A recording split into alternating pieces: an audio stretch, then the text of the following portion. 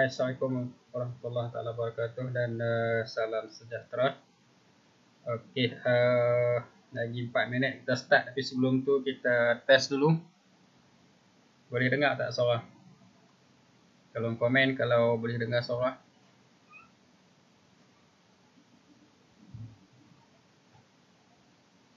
Okey, kalau boleh dengar suara tolong komen. Just nak confirm kita punya everything is okay sebelum kita start 9.15 nanti.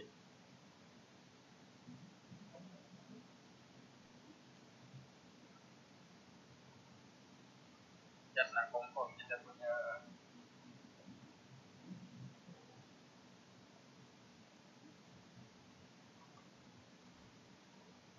ada siapa? Naki Udin, Naki, masih Naki, Khairul Ihsan, Farhan, Syazwan,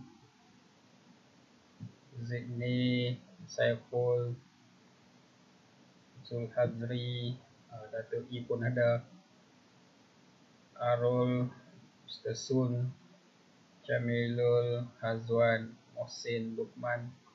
Boleh tolong komen tak? Seorang boleh dengar tak suara? Bismillah, suku baru kita start. Sekarang ni kita testing dulu. Okay, kalau boleh dengar tuan-tuan tolong komen. Tuan-tuan dari mana? Tuan-tuan perempuan dari mana? Perkenalan sekejap sementara nak masuk ke sesi kita lagi 3 minit.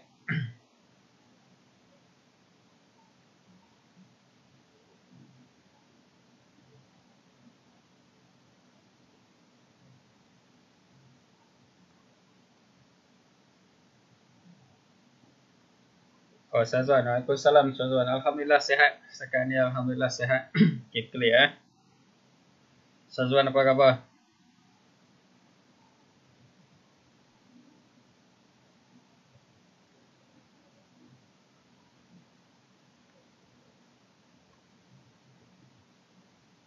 Okay, yang mana join sekarang ni tolong komen tuan-tuan dari mana. Okay, lagi satu saya minta tolong share kita punya FB Live ni sebab topik ni adalah antara topik yang penting untuk trader lah. Okay, dan last Monday kita ada buat topik yang pertama sebab live management ni dia ada 5 topik sebenarnya. Hari Isnin tu kita buat topik yang pertama iaitu risk management. Hari ni kita nak sambung risk management, hari tu ada sikit lagi campur dengan topik yang kedua ni money management. Okay, jadi tolong share dekat kawan-kawan yang lain supaya semua dapat sedikit input lah daripada sini. Sebab saya rasa topik ni adalah antara topik yang sangat penting lah. Okay, di samping kita ada technical knowledge, topik risk management ni adalah topik yang akan boleh bagi trader boleh survive untuk long term lah. Okay, bagi saya ini adalah satu benda yang satu knowledge yang kita perlu dapatkan lah. Okay, nak apply nanti tak kisah macam mana pun dia ada a few method untuk nak apply risk control ni. Okay, kita application boleh buat macam-macam. Alright. Okay, Syazwan dari Gombak. Alhamdulillah Syazwan. Taufik Naim, Arwan, RL. Okay, ni semua kawan-kawan lama semua ni. Okay, tolong share kita punya FB Live ni supaya lebih ramai yang dapat manfaat. Okay, dah 9.15. Okay, kita start dulu lah. Okay, sekali lagi Assalamualaikum warahmatullahi wabarakatuh dan salam sejahtera kepada semua yang ada pada malam ni. Okay, malam ni kita nak sambung topik kita dalam tajuk Management in Trading, yang mana hari Isnin 27 hari bulan Mac atau Isnin lepas kita buat topik yang pertama di bawah Management in Trading iaitu Risk Management. So minggu ni kita akan sambung dengan topik yang kedua iaitu Money Management. Sebab Management in Trading ni dia ada 5 topik semua. Tapi sebelum kita nak pergi kepada Money Management malam ni, saya akan habiskan dulu sebab kita ada risk allocation last week yang involve calculation yang kita belum sempat habis. Okay, jadi malam ni kita nak habiskan topik tu dululah. Okay, sebelum kita pergi kepada risk management, money management ni. Okay, malam ni insyaAllah kita akan bersama lebih kurang dalam 1 jam setengah juga, 9.15 sampai 10.45. Okay, dan okay, bagi yang mungkin baru first time kenal saya, ini saya punya FB. Okay, tuan-tuan boleh pergi ke saya punya personal FB. Sebab apa tuan-tuan, malam ni kita punya topik ni ada sedikit connection dengan artikel yang saya pernah buat 2 atau 3 tahun lepas lah, berkenaan dengan macam mana kita nak calculate nilai per pip dengan lot size yang kita buka tu. Okay, nanti pertengahan sesi nanti kita akan pergi balik kepada calculation tu. Jadi mana yang belum pernah pergi ke saya punya Facebook, tuan-tuan boleh pergi ke saya punya Facebook, Trader Santai. Ini saya punya profile picture dengan saya punya profile picture saya. And then type Rizal Rahman, tuan-tuan akan nampak ini. Dan nak accept friend tak boleh dah. So tuan-tuan boleh klik follow dan juga see first lah. Okay, dan di samping tu saya pun banyak artikel-artikel yang saya kongsikan dalam topik psikologi dan juga emotion lah sejak daripada tahun 2014 dan kesemuanya dekat Facebook lah. Tapi kena correct sikit lah sebab apa dah lama kan. Okay, recently ni banyak share pasal krisis yang berlaku sekarang lah, COVID-19. Okay, so itu tentang saya punya FB. Dan malam ni tuan-tuan, last week kita dah tengok, kita dah tengok risk management yang mana kita ada 4 level. Last week kita dah sentuh rule of 10 yang mana kita hanya menggunakan 10% daripada duit kita yang ekstra. Sebab dalam investing ni tuan-tuan, kita kena faham, investing ni adalah satu medium yang mana risk dia tinggi tapi return dia pun tinggi. So high risk high return. So bila high risk high return ni, kita jangan gunakan duit yang kita nak guna untuk beli susu anak, untuk bayar kereta, untuk apa-apa saja purpose lah. So jangan sekali-kali gunakan duit tersebut. So kita gunakan hanya duit yang kita ada ekstra. Itu pun kalau ikut first level kita cakap, kita gunakan hanya 10% daripada duit yang ekstra tadi. So anything happen, okay, kita tak akan rasa ralat. Sebab apa? Kita cuma yang terjejas tadi hanya 10% daripada duit ekstra, bukan 100% tau, 10% daripada duit ekstra. So penting dalam industri ni kita kena ingat. So invest hanya 10% daripada duit kita yang ekstra. Ni saya recap balik yang hari style lepas lah. Okay, dan yang seterusnya, okay, kita kena diversify lah. Diversify 10% tadi kita diversify lagi. Bagi yang mungkin satu amount yang agak besar, dia boleh diversify dengan beberapa kaedah lah. Selain daripada safe trade tadi, dia boleh juga menggunakan signal provider. Okay, boleh subscribe pada signal provider yang dia dah screen through, yang meet expectation lah. Dan juga dia boleh follow juga copy trade, PAM dan juga MEM lah. Okay, dan all these thing ada kriteria dan juga cara-cara untuk kita nak select semua ni. Okay, kita bukan diversify, simply diversify, tak. Dia ada method dia untuk nak check setiap satu kriteria ni. Okay, dan okay, lepas kita dah diversify tadi, kita juga identify risk model yang kita nak guna. Sebab kita ada berbagai kaedah dalam risk management ni. Risk model ni, exponential dengan linear ni hanya sebahagian kecil daripada keseluruhan. Dia ada method-method lain lagi lah. Okay, last week kita stop setakat ni. Dan yang last kali adalah risk allocation. Okay, apa key factor untuk kita nak decide berapa banyak risk yang kita nak allocate untuk setiap trade yang kita nak ambil. So last week kita stop dekat sini sebab kita tak cukup masa, dan kita bawa ke minggu ni sebab yang ni agak penting dan involve calculation. So agak banyak calculation yang involve di sini. So that's why kita bawa ke minggu ni lah. Okay, so kalau kita tengok kat sini, kita berada di third stage allocation, yang mana tadi linear dan exponential. And then yang ni last week saya dah tunjuk apa benefit linear dan juga apa different linear dan juga exponential, dan apa advantage bila kita gunakan exponential. Last week kita dah sentuh, dan this week kita nak pergi kepada fourth stage lah, iaitu stage yang sekarang ni kita cakap tentang risk allocation. Okay, risk allocation ni maksudnya per trade tadi tu berapa banyak kita nak risk kan.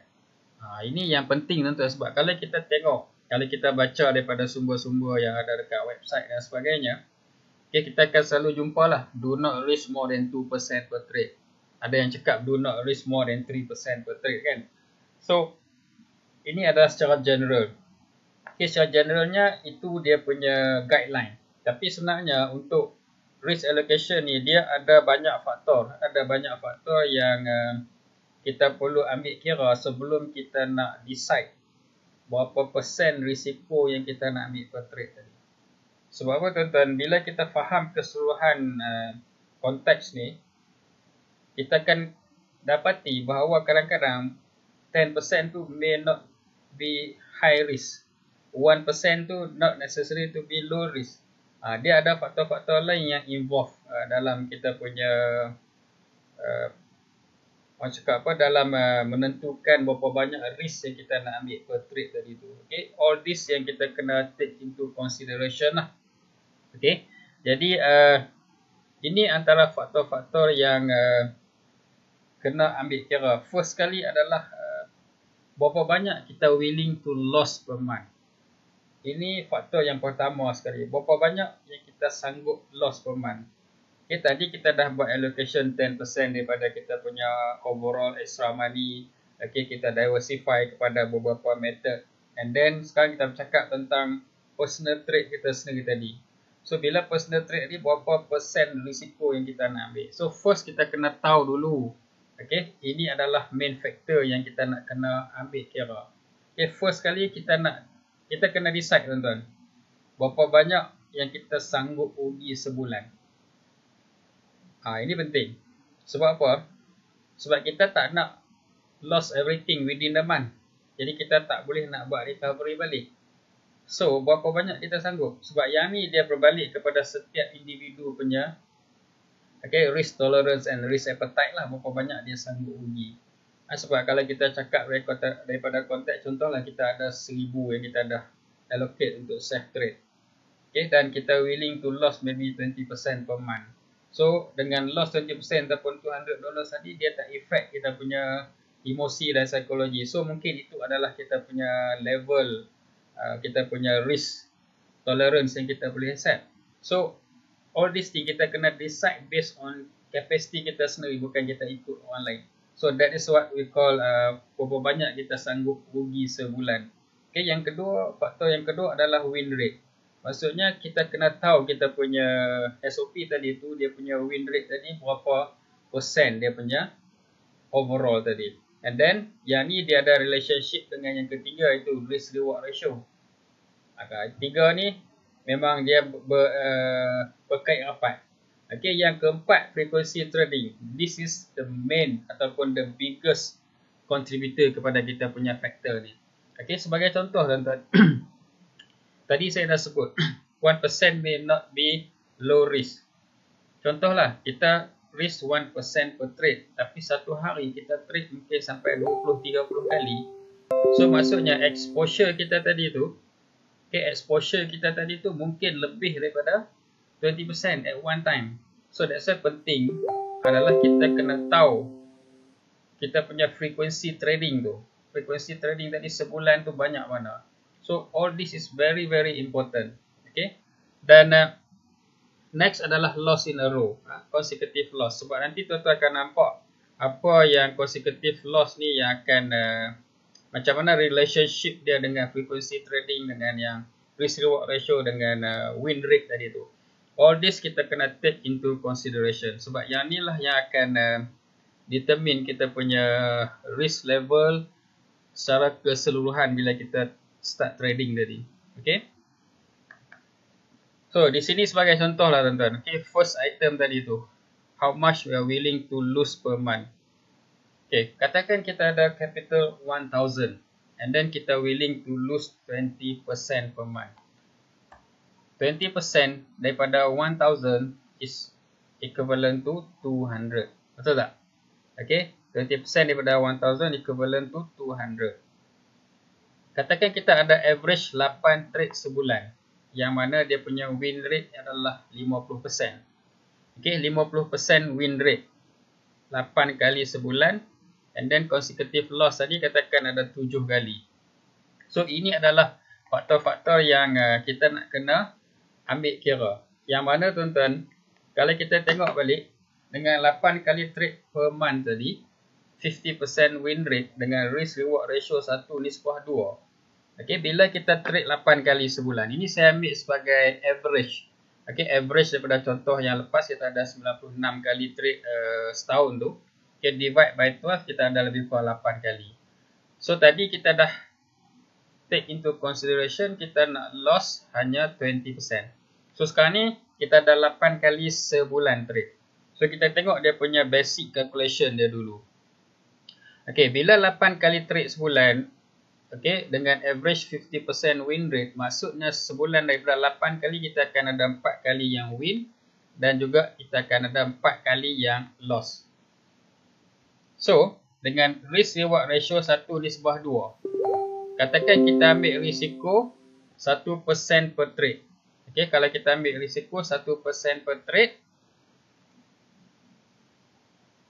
reward akan jadi 2%. Sebab apa? Sebab risk reward ratio adalah 1:2. Okay, so bila kita loss, kita akan loss 1%. Bila kita win, kita akan win 2%. So tadi 50% kan, 8 kali sebulan kan. So kita maksudnya kita akan ada yang profit sebanyak 4 kali. Bila kita profit, kita dapat 2%. So maksudnya bulan tersebut dengan 4 kali win tadi tu, kita kali dengan 2%, reward dia kita akan dapat 8%. Loss pula 4 kali juga. Dan risk kita ambil setiap kali trade tadi adalah 1%. So kita akan loss banyak 4%. So di sini tuan-tuan dan puan-puan, kita boleh tengok di sini net yang kita akan dapat tadi adalah 8% yang profit tolak dengan 4% yang loss. So kita akan ada 4%. Betul tak calculation ni? Betul tak tuan-tuan calculation ni? Tolong tulis dekat ruangan komen. Sampai takat ni faham tak? Okay, sebab saya akan go through pelan-pelan ni sebab benda ni involve calculation. Kalau tak faham, saya akan repeat balik this part dulu. Sebab apa tuan-tuan, kita punya syllabus ni, kita punya contents ni, dia ada kaitan antara satu topik dengan topik yang lain. So that's why kita kena faham dulu first topik yang sebelum ni. And then second topik yang malam ni pun kita akan buat pelan-pelan calculation ni. Supaya kalau tak faham apa boleh tanya terus. Okay, boleh tanya terus and then kita boleh buat clarification dekat sini.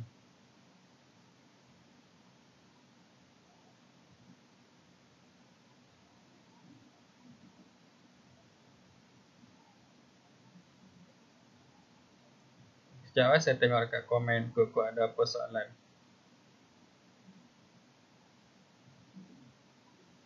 Okey, setakat ni faham tak? Tolong komen sekejap. Sebab kita nak make sure sebelum pergi ke next kita punya contoh, kita faham dulu yang first ni dulu. Tolong komen sekejap mana yang ada ni, boleh dapat catch up tak? Kalau tak boleh, saya nak repeat balik. Sebab ramai yang mungkin keliru dekat sini. Okay, macam mana nak tentukan risk per trade. Sebab dia banyak faktor sebenarnya. Bagi yang pernah masuk workshop, dia tahulah sebab kita fokus pada topik ni secara berdepan pun agak lama lah, agak lama. Okay, jadi saya bila online ni saya nak make sure you all faham. Jadi tolong komen. Saiful Yazan cakap faham, alhamdulillah. Saiful memang faham, dah 2 kali 3 kali. Okay, thank you Saiful. Okay, yang lain macam mana? Boleh faham tak setakat ni? Kalau tak faham saya nak repeat. Okay, malam ni saya tak akan tunggu sampai last tau. Sebab saya nak make sure you all faham step-step dia ni dulu sebelum kita pergi ke next step. Don't worry, kita ada 1 jam setengah untuk kita nak habiskan kita punya topik ni malam ni. So kita boleh buat pelan-pelan, saya nak you all faham.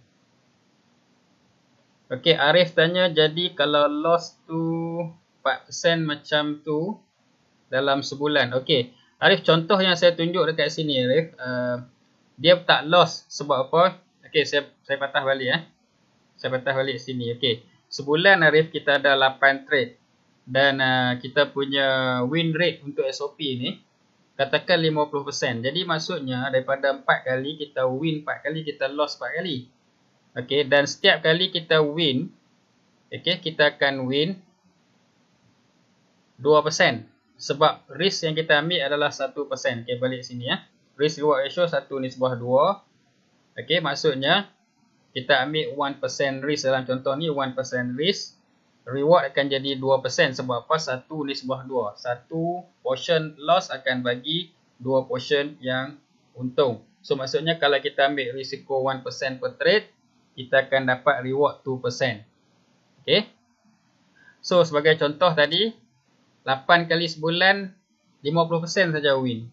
Okay. Maksudnya 4 kali sahaja win. Jadi 4 kali win tadi tu, kita akan dapat 2%. Setiap kali win kita dapat 2%. So 4 kali 2 bersamaan dengan 8%. Okay. Dan loss pula lagi 4 kali. Kan sebulan 8 kali kan. Jadi 8 kali, 4 kali lagi loss. Dan setiap kali loss tadi, kita loss 1%. So, kita akan loss total dia 4%.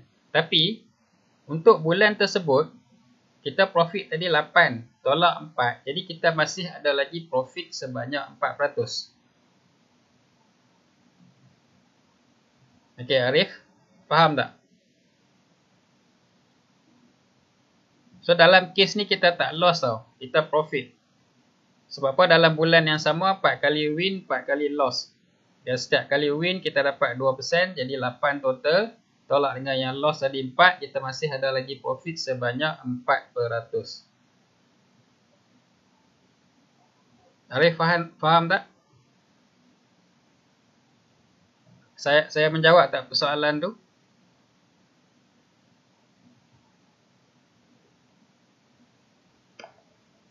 Okey, ada soalan lain tak yang lain? Okey, Cikgu Malik faham. Alhamdulillah.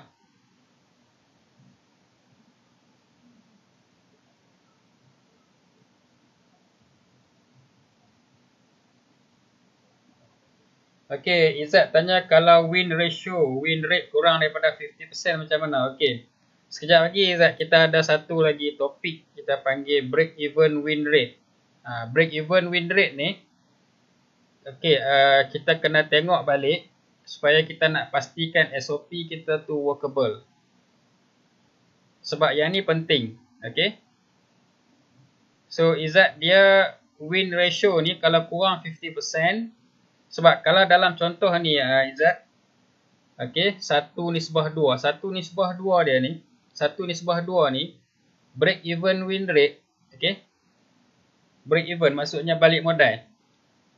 Untuk risk reward ratio 1:2, kita kena ada satu SOP tadi, win rate dia kena lebih daripada 33.3%. Ataupun 34% lah round figure. So, kalau risk reward ratio 1:2, kita kena pastikan SOP kita lebih daripada 34%. Bawah daripada 34% kita akan rugi. Okay, so kena pastikan lebih daripada 34. Tak sampai 50 pun tak ada problem. Okay, tak sampai 50 pun tak ada problem. Asalkan lebih daripada 34% kalau 1:2. Kalau 1:1 kena lebih daripada 50%. Yang tu kita kena refer balik kepada break even win rate chart ataupun graph dia. Dekat dalam slide ni, dalam sesi malam ni kita ada slide tu juga. Okay, saya akan sentuh sikit tentang tu. So, kita kena make sure, okay, whatever kita nak implement ni, okay, whatever yang kita nak implement ni, tuan-tuan puan-puan, saya dah bagi tahu sebelum ni, kita kena make sure SOP kita tu workable dulu. Kalau SOP kita tak workable, tuan-tuan, maksudnya tak melepasi break even win rate, kita gunalah apa sekali method pun untuk control MM, tak akan profit selagi SOP kita tak workable. Tuan-tuan, kalau SOP tak workable, kalau kita tak jaga MM, lagi cepat akaun kita blow. Kalau SOP kita tak workable, Kalau kita jaga MM sekalipun, kita takkan boleh profit. Okay, cuma untuk account nak blow tadi, dia lambat lah. Kalau kita jaga MM. So, key point dekat sini adalah nak make sure kita punya SOP tu workable. Saya ada chart, saya ada flow, nanti saya akan tunjuk apa kita kena buat sebelum kita pergi kepada MM ni. Sebenarnya topik MM ni dah topik di tengah. Topik yang di tengah. That's why yang mana belum tengok kita punya sesi yang hari Senin lepas, tengok yang tu dulu. Sebab dia ada flow line tau. Dia ada flow line sebelum kita pergi kepada management in trading ni. Alright. So tengok yang tu dulu. Nanti tadi siapa tadi? Izzat tadi. Okay, Izzat nanti saya akan tunjuk break even win rate punya graph. Kita boleh refer dekat situ. Tengok SOP Izzat. Berapa dia punya risk reward ratio. So boleh tengok, boleh refer balik dekat chart tu nanti.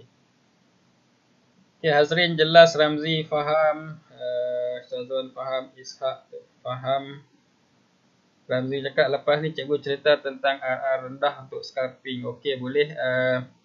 Ramzi, nanti kita akan masuk topik yang ni topik lain sikit, Ramzi. Dia lebih kepada workable SOP punya topik. Apa nanti take note dan insyaAllah kita akan pergi kepada, mungkin kita buat topik yang berlainan lah. Sebab yang ni tak ada dalam kita punya syllabus management in trading tu. Tapi tak apa, kita boleh go through balik yang tu nanti. Okay, jadi yang lain faham lah. Okay, kalau dah faham, kalau dah faham, di sini kita tengok. Okay, dengan 50% win rate, 1:2, break even win rate adalah 34%. Kalau 50% definitely kita boleh buat duit. Tapi tuan-tuan, dengan 1:2 nak dapat 50% bukan satu benda yang mudah. Okay, dia dia memang agak susah nak dapatkan satu SOP yang 50% win rate pun. Ini reality yang saya cakap tentang reality. Dah banyak kita buat simulation dan juga real account, real test. Okay, memang susah kita nak dapat figure tu, tapi untuk dapat yang workable, insyaAllah benda tu boleh dapat. Alright, so sekarang ni kita tengok di sini dengan 50% win rate. Okay, sekarang kita ambil risk 1%, reward 2%, kita akan dapat net sebanyak 4%. Okay, kita ambil contoh lain. Okay, dengan risk reward ratio yang sama sekarang ni, win rate yang sama juga, cuma sekarang ni kita increase risk. Kalau tadi kita ambil risiko 1%, sekarang ni kita ambil risiko 2%. So maksudnya risiko 2%, kita akan dapat reward 4%. Sebab apa? 1:2. Okay, so dengan win ratio ataupun win rate yang sama dan frekuensi yang sama, 8 kali sebulan tadi, 4 kali win. 4 kali win dia akan bagi kita 4% setiap kali kita profit tadi. So maksudnya kita accumulate bulan tu adalah 16% profit. Dan yang loss 4 kali juga akan jadi negatif 8%. Sebab sekarang kita dah increase risk. Okay, so 4 kali negatif 2 akan jadi negatif 8. Net dia, kita ada lagi positif 8%. Nampak tak di sini? Okay, kita masih ada lagi positif 8%. Sebab apa? Sebab SOP kita workable. 50% 1:2 definitely boleh buat duit. Sikit atau banyak bergantung kepada risk level yang kita ambil. So nampak tak di sini? Ini key factor yang kita kena faham bila kita bermain dengan risk ni. Okay? Ada soalan? Tak ada lah. Faham lah? Tadi contoh 1% risk per trade. Sekarang kita ambil contoh 2% risk per trade. Next, kita ambil contoh. Kita double lagi dia punya risk. Okay? Kita ambil 4% risk per trade. So, maksudnya, bila 4% risk per trade, reward akan jadi 8%. Sebab apa? 1:2. So, bila 8% reward, dengan 4 kali profit tadi, kita akan dapat 32%. Dan loss pula, sebab kita increase risk. 4 kali loss kali dengan 4% setiap kali loss, kita ada total 16%. So, di sini kita tengok net dia sebanyak 16%. Okay, profit tadi 32 tolak dengan 16, kita ada 16%. So, walaupun kita tambah risiko, kita increase dia punya risk tadi, risk level tadi, in the end kita masih lagi profit. Sebab apa? Sebab SOP tadi 50% win rate walaupun dengan 1:2. So that's why di sini tuan-tuan, yang paling penting sekali adalah SOP tadi workable. Risk level ni hanya menentukan sikit atau banyak profit kita. Di sini kita kena faham tuan-tuan, key dia terletak di workable SOP. Risk ni adalah faktor yang kedua. Tapi kalau SOP tak workable, risk tak jaga, itu akan mempercepatkan akaun kita blow lah. Okay, nampak tak sekarang? Okay, kita dah increase risk ke tahap yang semakin ekstrim. Okay, kita dah increase 3 kali. 1%, 2%, 4%. Sekarang kita cuba increase ke next level. Kita increase ke 8%. Okay, bila kita increase risk per trade 8%, reward akan jadi 16. Sebab 1:2. Sama juga dengan 50% win rate. 4 kali 16, kita akan dapat 64. 4 kali lagi yang loss kali dengan negatif 8, kita akan dapat negatif 32. Net yang masih lagi positif. Positif 32. So nampak tak? Semakin tinggi risk yang kita ambil, semakin banyak reward yang kita dapat. Sebab apa? Sebab SOP kita workable. Okay, so di sini kita tengok tuan-tuan, untuk kita nak profit dalam trading, kita tak perlu win rate yang tinggi sebenarnya. Okay, reasonable win rate, okay, yang mana bersesuaian dengan risk reward ratio. Sebab kalau nak cari win rate tinggi, sebenarnya agak susah dalam this industry sebab trading is about probability. Last Monday kita dah sentuh kenapa kita perlu control risk. Salah satu main reason dia adalah trading is about probability. So di sini kita tengok tuan-tuan, dengan satu SOP yang hanya 50% win rate, 1:2, sebulan hanya 8 kali trade, maksudnya seminggu 2 kali, daripada 2 kali 1 mungkin loss. So dengan SOP yang result macam tu pun, okay, bila kita increase risk, kita akan dapat return yang lebih besar. So dalam case ni tuan-tuan, kita increase tadi daripada 1%, 2%, 4%, sekarang dah jadi 8%. Nampak tak? Tapi still kita masih lagi positive result. Sebab apa? Sebab SOP kita adalah SOP yang workable. Okey lah, kita pergi ke extreme level lagi. Tapi jangan ambil lah. Benda ni saya cuma tunjuk sebagai contoh untuk kita nak make sure kita faham tentang key factor yang kita nak guna untuk nak buat decision bila kita nak allocate risk per trade tu. Okay, sekarang kita increase lagi. Kita ambil 20% per trade. Bila kita ambil 20% per trade, reward akan jadi 40%, 1:2. So, sama juga tuan-tuan. 160 profit minus 80 yang loss. So, net dia masih ada lagi 80%. Nampak tak? Tapi boleh tak kita ambil risk 20%? Tinggi kan? So, di sinilah next factor yang kita nak kena ambil. Apa dia? Okay, net kita tengok overall bulan tersebut masih profit walaupun kita increase up to 20%. 1, 2, 4, 8, 20. Masih lagi profit. Betul tak? Masih lagi profit. Tapi ada faktor lain kita nak kena ambil kira. So that's why kita perlu ada faktor yang penting untuk nak menentukan maximum risk per trade yang kita boleh ambil tadi. Ini key dia. Okay, so berapa persen kita nak ambil?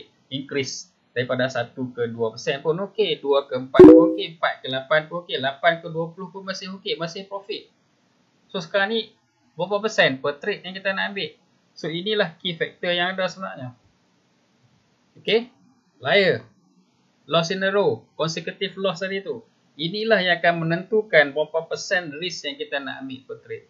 Sebab apa? Di sini tuan-tuan, okay, kita ambil contoh lah. Katakan dengan risk 1000, capital 1000 tadi, win rate 50%, risk reward ratio 1:2, kita ada 96 trade per year yang mana consecutive loss adalah 7 kali. Ini sekarang ni masuk faktor yang paling penting, iaitu consecutive loss. Inilah yang akan menentukan berapa banyak risiko per trade yang kita boleh ambil maksimum. Ingatlah tuan-tuan, layer ni loss in a row, consecutive loss. Inilah yang akan tentukan berapa risk per trade yang kita boleh ambil. Dan yang inilah saya cakap tadi, selain daripada frekuensi trading, yang inilah yang akan menentukan sama ada 1% tadi adakah ianya betul-betul low risk ataupun 10% tadi something yang reasonable untuk kita nak ambil. So, semuanya berada di dalam konteks ni. So, kita tengok balik tuan-tuan. Okay. 96 trade per year tadi. Katakan average per month 96 bagi dengan 12 kita ada 8 trade. Dan consecutive loss tadi kita ada 7. Okay, semua data ni tuan-tuan kena ambil daripada simulation yang kita buat based on SOP. Kita tak cover topik tu di sini, tapi most of yang ada dekat sini saya rasa memang most dah pernah attend topik tu. Tapi tak pernah pun tak apa, nanti cari yang sebelum-sebelum ni. Okay. So we have to check consecutive loss yang 7 kali ni adakah daripada bulan yang sama. Okay. Kita tengok di sini. Ini yang saya maksudkan. Ini 8 kali. Kan average tadi kita ada sebulan 8 kali, betul tak? Consecutive loss kita ada 7 kali. So, assuming dalam kotak ni, dalam kotak yang hitam ni, 8 kali ni adalah daripada bulan yang sama. Okay, bulan yang sama. Jadi maksudnya 7 kali sebelum tu adalah loss yang berturutan, consecutive loss. Dan finally dia ada satu profit. So, ini kita cakap consecutive loss within the same month. Okay, katakan dalam case ni, within the same month kita ada 7 kali consecutive loss. Okay, berbalik kepada tadi, kita sanggup rugi 20% sebulan. Okay, 20% sebulan. So, 20% bahagi dengan 7. Consecutive loss kan, maximum consecutive loss tadi adalah 7 kali. So, 20 bahagi dengan 7, kita dapat 2.85%. Ini consecutive loss. So, maksudnya, kalau benda tu terjadi dalam bulan yang sama, okay, kita boleh ambil maksimum about 2.85%. Okay, kalau kita dah decide tadi 20% per month. So, figure ni akan berubah kalau amount ni berubah. Kalau kita sanggup rugi hanya 10%, 10 bagi dengan 7 lah. Kita akan dapat hanya separuh daripada sini. Tapi kalau kita berani ambil risk yang lebih, katalah 30% bahagi dengan 7, kita akan dapat lebih daripada sini. So, first kali kita kena determine dulu berapa persen loss yang kita sanggup ambil sebulan tu. And then divided by maximum consecutive loss. Daripada situ kita akan dapat berapa banyak risk per trade yang kita boleh ambil. Okey, sekarang saya ambil contoh. 7 consecutive loss tadi berlaku di bulan yang berbeza. Okey, 7 consecutive loss tadi berlaku di bulan yang berbeza. Katakan macam ni lah. Okey, katakan macam ni.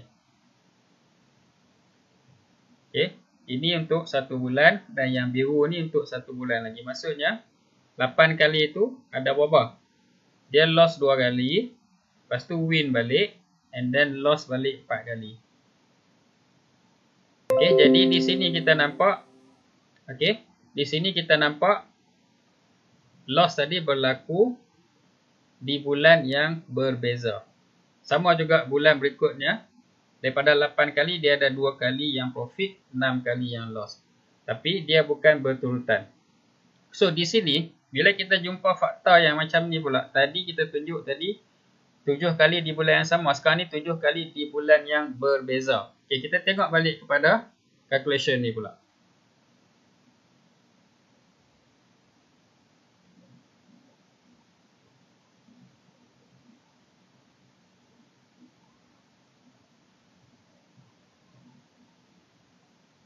Okay, kalau kita tengok di sini tuan-tuan, ini maksimum consecutive loss dalam sebulan. Assuming kita ambil 3% per trade. So reward kita 6%. So bila kita win sekali tadi, kita dapat 6%. Bila kita loss 7 kali, kita loss 21%. So net yang kita akan dapat adalah sebanyak 15%. Negatif Negatif 15. Okey. Tengok balik tadi. Berapa kita sanggup rugi sebulan? 20%, betul tak? Sekarang ni kita rugi berapa? 15%. So masih lagi within kita punya tolerance ataupun tak. Kita sanggup rugi 20, tapi sekarang ni dengan calculation ni kita rugi 15%. Waalaikumsalam Idham. Okay, within kita punya tolerance ataupun tak. Dengan risk 3%.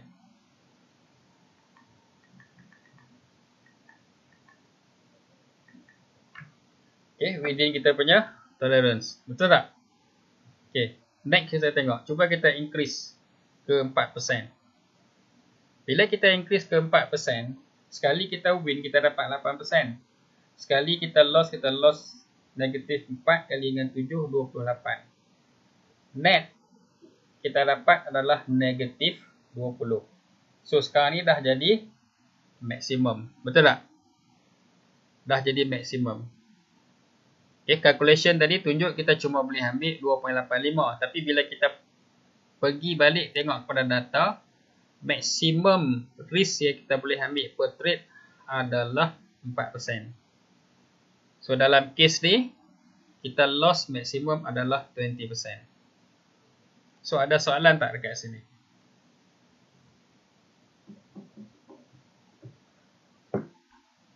Okay, kalau ada soalan, tolong tanya. Okey, yang lain-lain tu faham tak faham? Okay, setakat ni faham ke tak? Itu penting dulu sebelum saya move ke next step.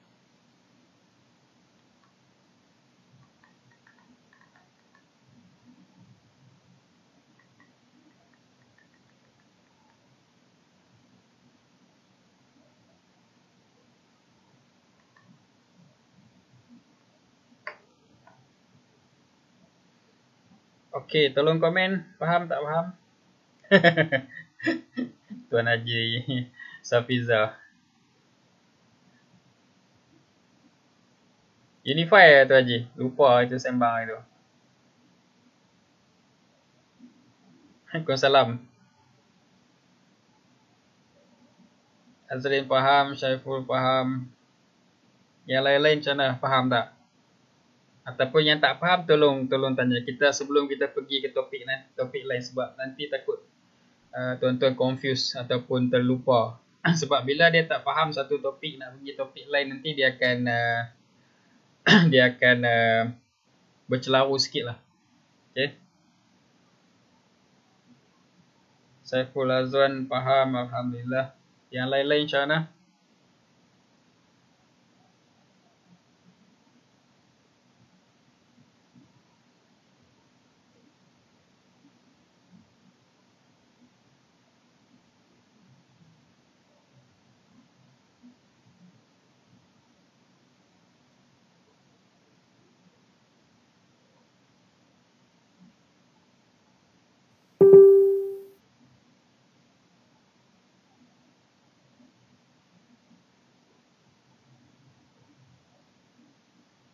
Cikgu Malik faham.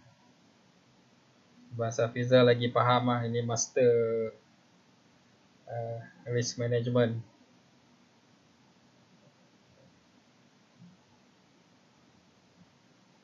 Oh, streaming. Oh betul, itu cakap nak masuk Unify tak boleh lagi. Right. Yang lain ni faham ke ataupun blur? Tuan-tuan, benda ni, topik ni penting. Okey. Jadi kalau tak faham tolong tanya.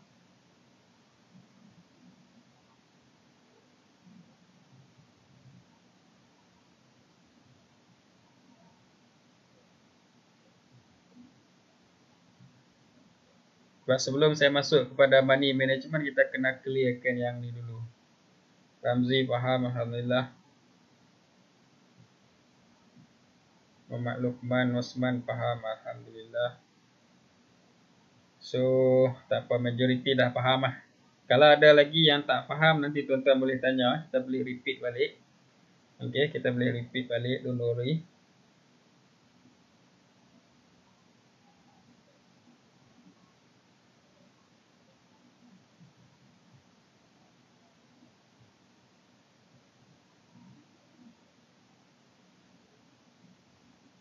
Okay. Syarizal. Ya, orang pokok senar. Syarizal orang pokok senar juga kan? Pokok senar Kedah bukan pokok senar Pulau Batas. Pokok senar ada dua, pokok senar Kedah dengan pokok senar Penang.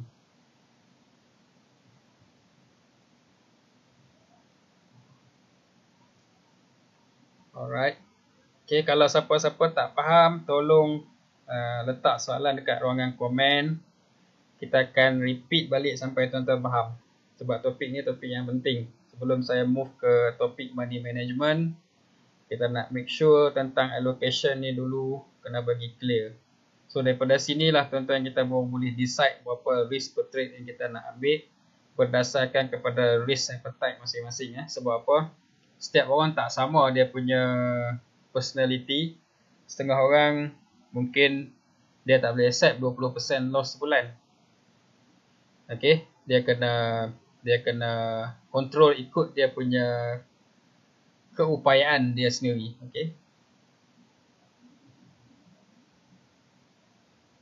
Kuala Nerang, Syarizal, Kampung Kio. Ya. Alright. Tak maaf, jumpa ramai orang sangat. Tak ingat semua. Okay, Kuala Nerang, pokok senar tak jauh dah tu. Okay, kalau clear, kita akan move ke next topic. Kalau tak faham apa-apa, tuan-tuan just tulis ke ruangan komen, nanti kita patah balik, kita akan review balik yang ni, okay?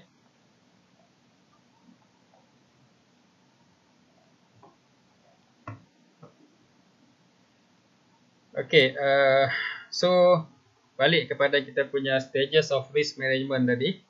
Saya nak recap balik. Ada 4 stages yang mana kita nak diversify kita punya risk tadi.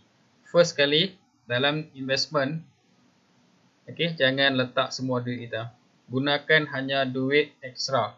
Itu pun kalau ikut saya punya konsep, saya panggil rule of 10. Duit yang kita ada ekstra tadi, jangan guna semua.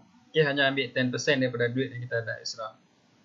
And then, diversify kepada beberapa medium yang boleh generate income untuk kita. Sebab kita kena faham tuan-tuan, okay, ends in mind dalam industri ini, kita nak buat duit. Ada kita trade sendiri, signal provider, copy trade, PAM ataupun MEM, okay, tak kisah. Okay, as long boleh bagi duit. Safe trade adalah salah satu yang kita akan fokus lah. Sebab kita nak trade sendiri. Tapi jangan abaikan juga yang lain-lain medium. Tapi dia ada dia punya prosedur dia. Nak pilih signal provider macam mana, copy trade macam mana, PAM macam mana. So dia ada dia punya kriteria yang kita kena ikut lah. Itu untuk diversify. So kita dah ambil 10% daripada extra money tadi. Dan kita diversify kepada beberapa medium. And then daripada situ, kita decide risk model yang kita nak guna. And then allocation yang kita catat malam ni. Maksudnya, beberapa key factor yang kita kena ambil kira sebelum kita decide berapa persen risk yang kita nak ambil per trade tadi. Okay. Malam ni ada yang trade NFP tak? Ada yang trade NFP kejap tadi tak?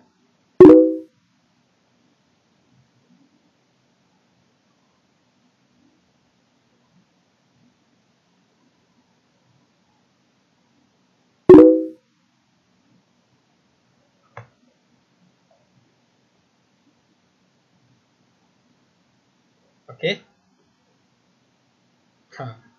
Ada yang tengah fokus news tu. Alright, no problem. Okay. So kita dah clear tentang risk management. Sebab risk management ni adalah satu benda yang penting. Sazwan, PAM dengan MEM. PAM ni personal allocation management module. Okay, MEM multi account manager. Okay, risk management ni tuan-tuan. Risk management ni sebenarnya bila kita cakap tentang trading ini, dalam trading ni tuan-tuan, risk adalah satu benda yang kita perlu accept. Okay, satu benda yang kita perlu accept. Jangan cuba nak avoid. Sebab apa? Dalam trading, selagi kita involve dalam trading, financial instrument trading ni, tak kisahlah apa-apa instrument sekalipun, currency ke, stock ke, commodity atau whatever, dia akan involve risk. So, kita kena belajar untuk accept. Kita kena belajar untuk terima risiko. Okay? Kita kena belajar untuk menerima risiko. Sebab benda ni tak boleh lari, tuan-tuan. Kalau tak mau risiko, senangnya jangan trade. Okay, memang tak ada risk. Letak duit kita dekat saving, dekat bank ke, ASB, tabung haji, itu medium untuk saving yang memang tak ada risk. Walaupun return dia sikit, tapi risk dia tak ada. Boleh dikatakan zero. Boleh dikatakan zero. Tapi kita bila terlibat dalam investing, tak kisahlah apa-apa instrumen sekalipun, kita kena belajar untuk accept risk. Okay? Belajar untuk accept risk. Sebab apa? Kita akan terlibat dengan risiko ni selagi kita trade. Cuma apa yang kita boleh buat, tuan-tuan, kita cuma boleh reduce risiko tadi.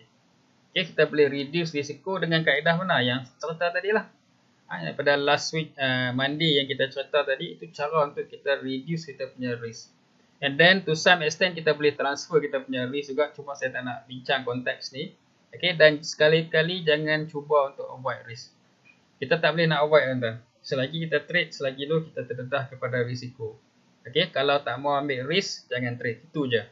So, belajar untuk accept losses and then cuba reduce losses tadi, reduce kita punya risk tadi, ikut step-step tadi. Step-step yang saya dah share tadi lah. Okay, dan seterusnya, tuan-tuan, malam ni okay, kita nak pergi ke topik money management. Tadi tu risk management. Maksudnya overall kita punya risk management. Kita pergi kepada next topik, iaitu topik money management. Okay, money management ni adalah satu topik yang dia memang berkait rapat dengan risk management. Tak boleh lari. Tapi slightly different lah. Dia bukan sama. Okay. So, apa objektif money management pula? Sama dengan risk management. Objektif dia untuk nak kawal risiko kerugian. Okay. Key di sini adalah mengawal, tuan-tuan. Mengawal risiko kerugian. Kita tak cakap di sini nak mengelakkan kerugian. No. Selagi kita terlibat dengan trading, kerugian tetap akan ada. Risk tadi tetap akan ada. Kita tak boleh nak avoid. Yang kita boleh buat hanya kita boleh kawal. Okay, kita boleh kawal. Next question. Kenapa kita perlu kawal risiko kerugian? Sama dengan minggu lepas juga, tuan-tuan. Dia berbalik kepada reason yang sama, iaitu first kali trading is about probability. Maksudnya, kita gunalah apa kaedah sekalipun untuk trading, tuan-tuan, tetap kita akan ada loss. Okay? Tak ada teknik ataupun strategi yang holy grail. Tak ada SOP yang holy grail. Di sini saya tunjuk sebagai contoh. Minggu lepas saya dah tunjuk dah. Okay, 8 teknik yang berbeza yang memang agak top di Malaysia. Ini dia punya result selepas kita buat 100 trades, 100 simulation. Risk reward ratio 1:2. Dalam ni ada yang indicator. Dalam ni juga ada yang naked chart. Ada yang single time frame, ada yang multi time frame. Kalau tuan-tuan tengok dekat sini, tengok dekat graf ni, okay, dia punya win rate lebih kurang je. Okay, antara 44% hingga 51%. Dia duduk dalam range bell curve yang saya share minggu lepas tu. Okay, bell curve tu, dia duduk dalam bell curve tu saja. So, bila duduk dalam bell curve tu saja, tuan-tuan, maksudnya hampir separuh ataupun lebih daripada separuh kita punya trade tadi adalah loss. Tapi disebabkan oleh risk reward ratio dia 1:2, semua ni boleh buat duit. Semua ni boleh buat duit. Sebab apa? Sebab dia dah melepasi 33%, 33.3% atau 34% tu.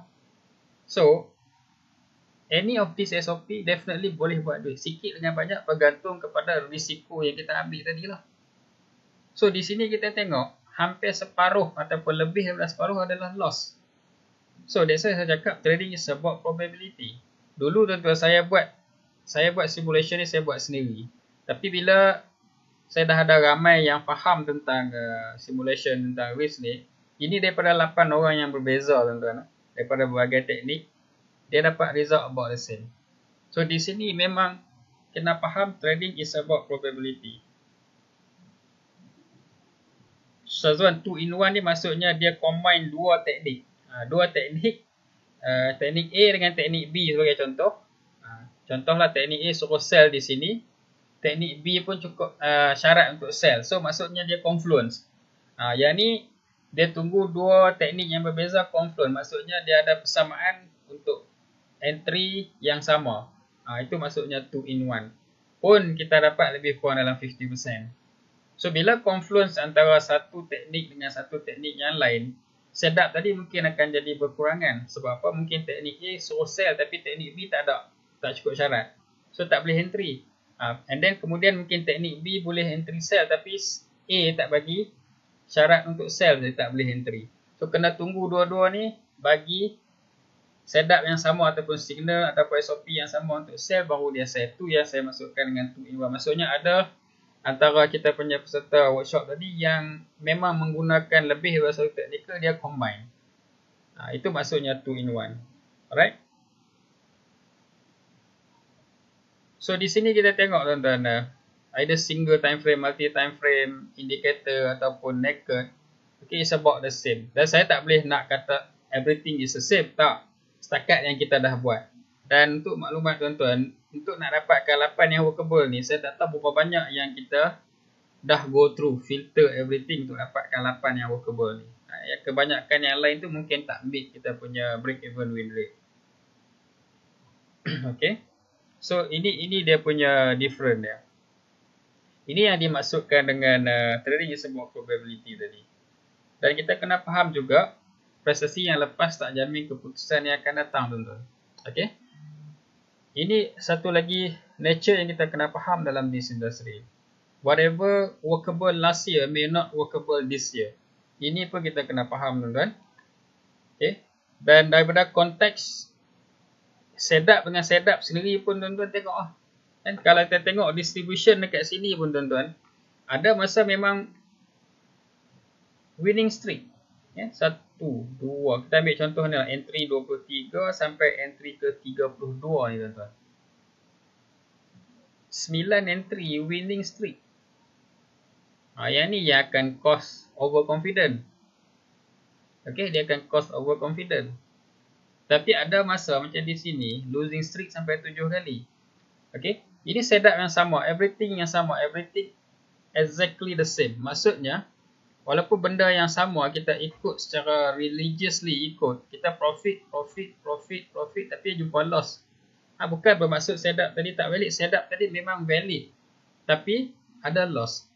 Okay. Maksudnya, whatever workable in the past may not workable next. Tapi kita tetap execute kita punya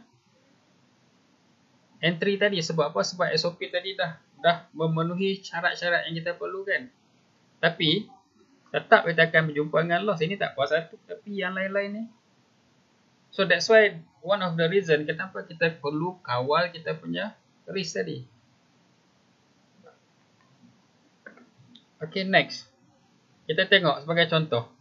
Ini semua tadi 114 trades kan. Daripada 114 trades ni, okay, dengan 53% win rate, risk reward ratio 1:9, kita boleh profit lah tuan-tuan dan puan. Okay, result overall. Ini untuk one year plus lah. 114 trade. 1:9 dia punya risk reward ratio, win rate 53%. Kita boleh profit lah tuan-tuan dengan statistik yang macam ni. Apa jawab kat komen? Sebab saya nak tengok sama ada kita berinteraksi ataupun tak.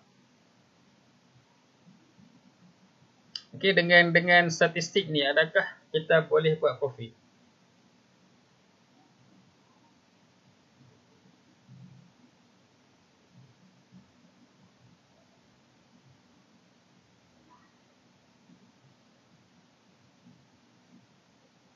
Boleh, Cikgu Malik cakap boleh. Yang lain-lain boleh profit tak? Saya actually benda ni sebab tu saya lebih suka berinteraksi face to face dalam seminar, jadi kita boleh cakap direct dengan you all tau. Okey.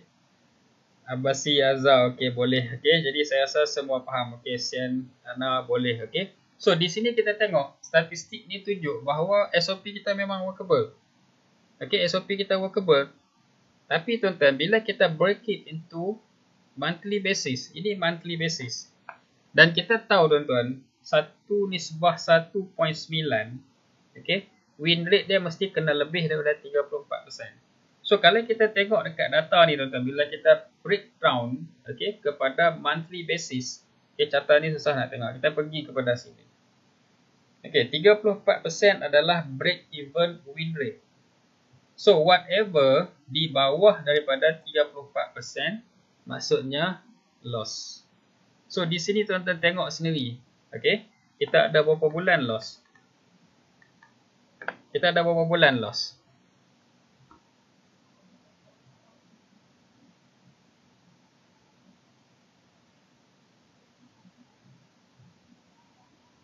Taufik sebab baca artikel Bellcurve. Okey, alhamdulillah. Taufik, artikel tu panjang kan Taufik? Tapi kalau siapa baca mungkin dia akan faham apa yang saya maksudkan. Dan it's actually satu breakthrough untuk saya sendirilah dulu. Okay, sebab apa? Dulu saya tak faham nature tu. Bila tak faham nature tu Taufik, kita cuba cari satu benda yang beyond dia punya bell curve tu, which is sangat susah nak jumpa lah. Sedangkan yang duduk dalam bell curve tu sendiri sebenarnya kita dah boleh buat profit lah. Okay, majority jawab 4 bulan. 4 bulan kita loss tuan-tuan. Okay. So maksudnya, bulan-bulan sebelum tu memang profit. Ada bulan yang sampai 100% win rate tuan-tuan. Maksudnya semua setup pada bulan tersebut win. Okay. Semua setup pada bulan tersebut win. Tapi, bila mai bulan berikutnya, contoh di sinilah. Bulan Julai, bulan Jun, okay, ni bulan Mac. Bulan Mac 100%, 56%, 60%. Ini semua boleh buat duit. And then 38% in June. Lepas tu drop ke 14% tuan-tuan. Bulan Ogos 29%. 2 bulan betul-betul kita rugi. So that means whatever work in the past may not work now. Ini yang terjadi. Ini reality dia tuan-tuan. Ini reality yang kita kena face. Okay, ini reality yang kita terpaksa accept. Lepas tu dia okay balik. Dia increase up to 63%, 75%. But lepas tu 29 dan 20% 2 bulan betul-betul. Sebab apa benda ni terjadi? Okay. Kita faham market adalah dynamic. SOP yang kita design tadi tu mungkin sesuai untuk satu jenis market. Contohnya market trending dia memang cantik. Tapi bila market sideways dia loss. Jadi ada kemungkinan time ni adalah market sideways. So kita loss. Tapi bila right time come, kita buat duit. So that's why kita tengok overall statistik tadi sebenarnya memang kita boleh buat duit. So that's why measurement, consistency itu sendiri kita tak boleh measure satu tempoh yang singkat. Okay, dia tak boleh measure satu tempoh yang sangat singkat. Dia kena measure untuk satu tempoh yang panjang, sekurang-kurangnya 12 bulan. Okay, that's why bila kita buat simulation pun kita kena buat untuk 12 bulan atau 100 trade, whichever higher. So bila kita measure performance, bila kita run trade pun sama juga tuan-tuan. Kalau kita measure within a week, within a month, okay, ini yang menyebabkan kita selalu ubah-ubah SOP. Sebab kita rasa SOP kita tak okay.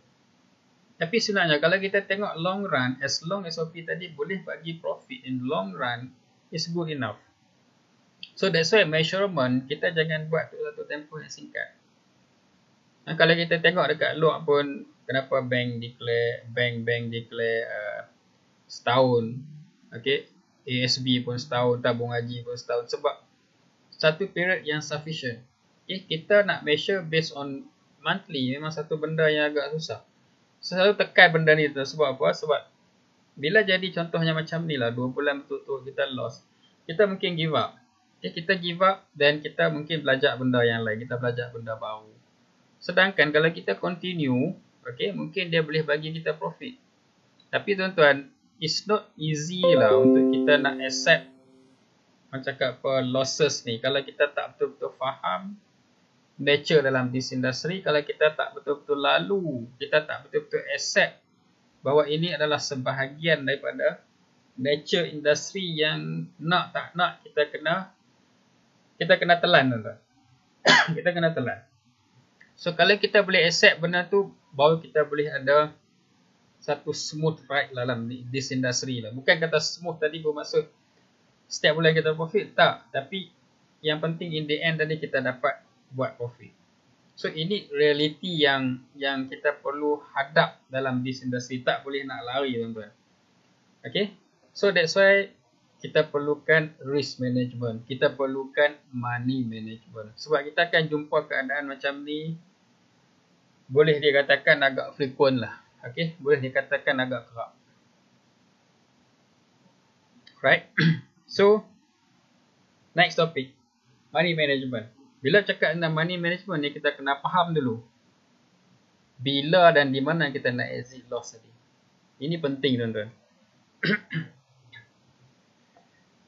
So that's why kita kena design SOP. Kalau tuan-tuan yang pernah go through SOP development and testing, okay, kriteria dalam kita nak design SOP ni ataupun elemen ni, dia ada 4 elemen. Okay, yang pertama sekali adalah macam mana kita nak tengok trend.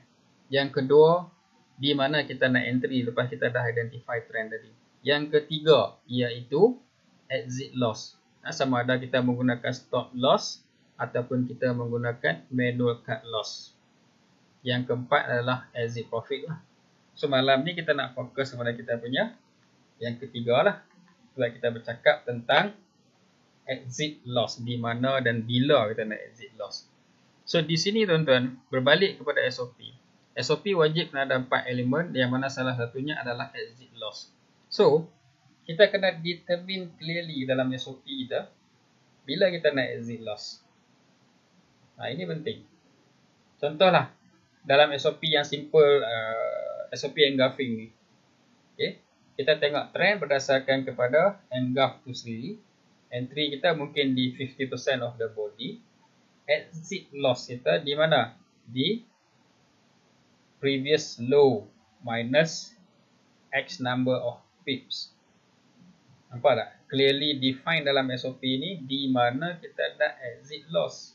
Sama juga bila dalam keadaan sell trend. Okay?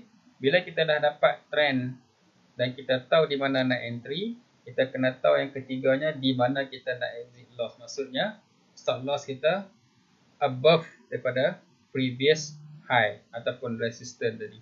So di sini tuan-tuan, kalau kita tengok balik, okay, kita dah ada satu SOP yang ada 4 kriteria tadi. Tapi tuan-tuan, kita kena buat testing. Ingat tadi saya cakap, yang paling penting adalah workable SOP. Okay, workable SOP ni paling penting. Tanpa workable SOP tuan-tuan, control macam mana sekalipun kita punya risk, kita tak boleh buat profit kalau SOP tu tak workable.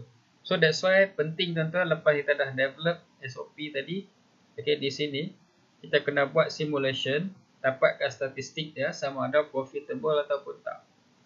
Okay, kalau profitable, yes, you boleh profit. Tapi kalau tak profitable tuan-tuan, jangan proceed kepada next process, sama ada demo ataupun real. Sebab apa? On paper SOP tadi tak workable. Bila on paper SOP tadi tak workable, no point. Kita mungkin akan waste kita punya effort, hard earn money dalam market. Sebab apa? SOP tadi tak workable. That's why this is the most important process. Develop SOP and then test it. Make sure SOP tadi workable. Workable, okay, ini maksudnya workable. Okay, kalau SOP kita tadi 1:2. Okay, ini reward ratio. Kalau 1:2, dia kena melepasi 33.3%. Okay, round figure 34%. Once dia dah lepas yang ni, maksudnya dia dah boleh buat profit. Cuma sikit ataupun banyak bergantung kepada risk level yang dia ambil. So sama juga tuan-tuan, kalau SOP kita tadi siapa tanya tadi below 50%. Kalau below 50% tak ada masalah. Okay, bergantung kepada reward tadi. Jangan 1:1 below 50%. Kalau 1:1 below 50% memang tak boleh buat duit. So kalau below 50%, 1:1.5 dan ke atas tak ada masalah. Okay, kita boleh buat profit. Cuma sikit atau banyak bergantung kepada risk level, risk model. Okay, all those things yang kita kriteria yang kita dah cakap sebelum ni. So paling penting kita make sure SOP kita dah lepas kita develop, kita make sure workable, iaitu melepasi break even win rate. Right? So setakat ni ada soalan tak?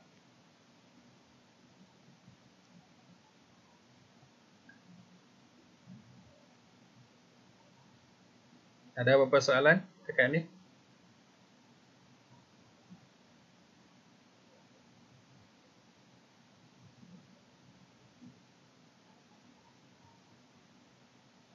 Faham tak setakat ni?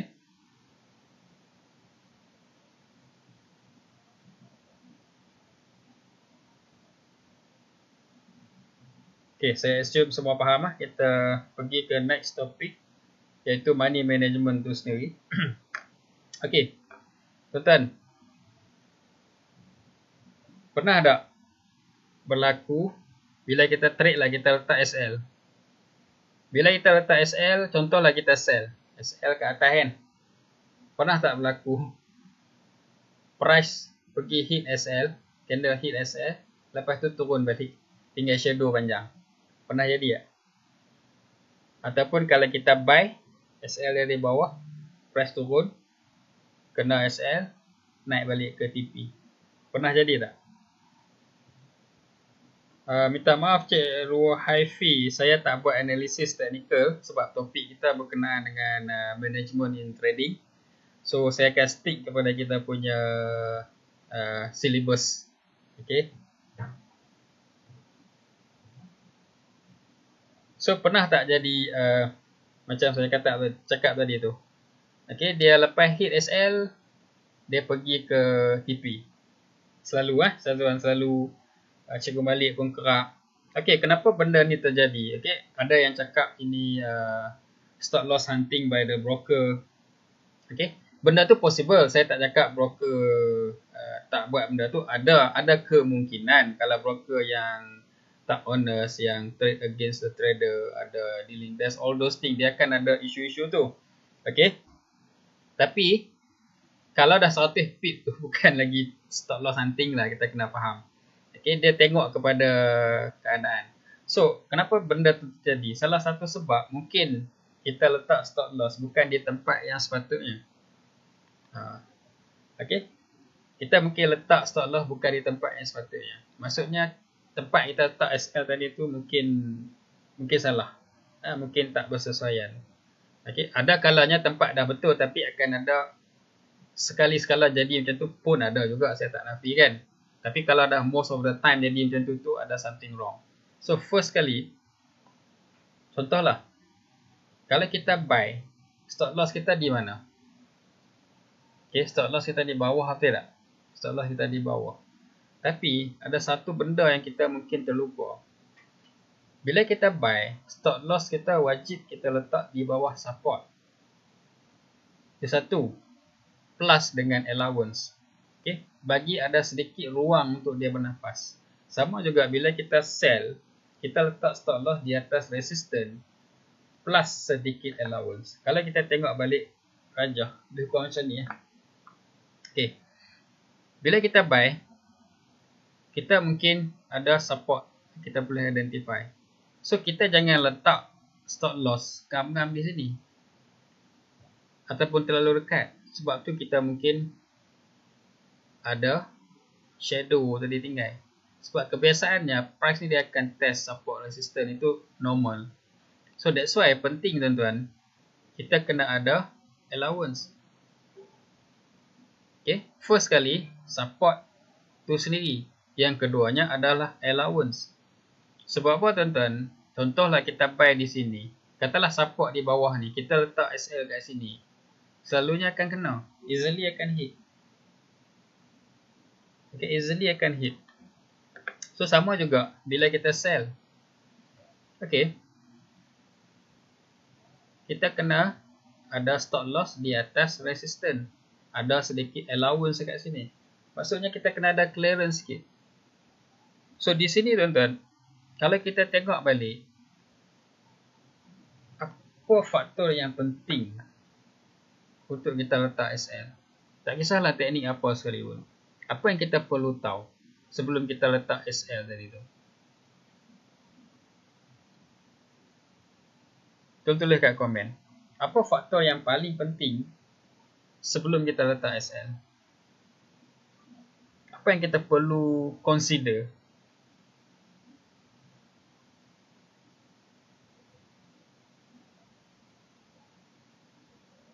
Tulis kat komen. Apa yang kita perlu consider?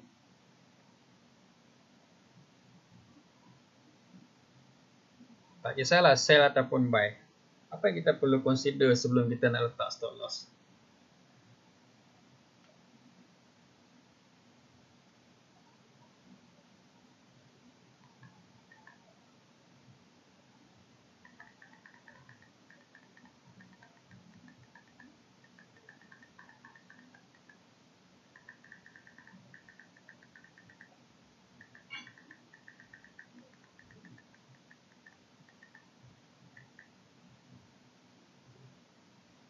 Sazwan cakap kena tahu resistance dengan support. Ramzi, peratus kerugian per trade. Saiful, support and resistance. Taufik, risk and reward ratio. Ruhaifi cakap tahu makanan gimana? Ke market nak gimana? Trend.